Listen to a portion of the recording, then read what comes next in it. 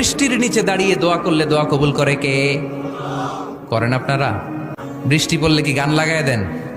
বৃষ্টি পরে টাপুর টুপুর, ওই যে পোলাপাইন কয় পায়ে দিয়ে সোনান্নপুর, আঁকা বাঁকা মেঠো পথে কোন রূপসী হেঁটে যায়, আমিও আছি তোমার সাথে, আছে না নাই?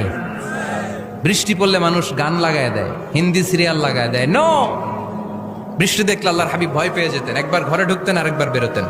আম্মা জান আয়েশা বলতেন, ভয় পান কেন?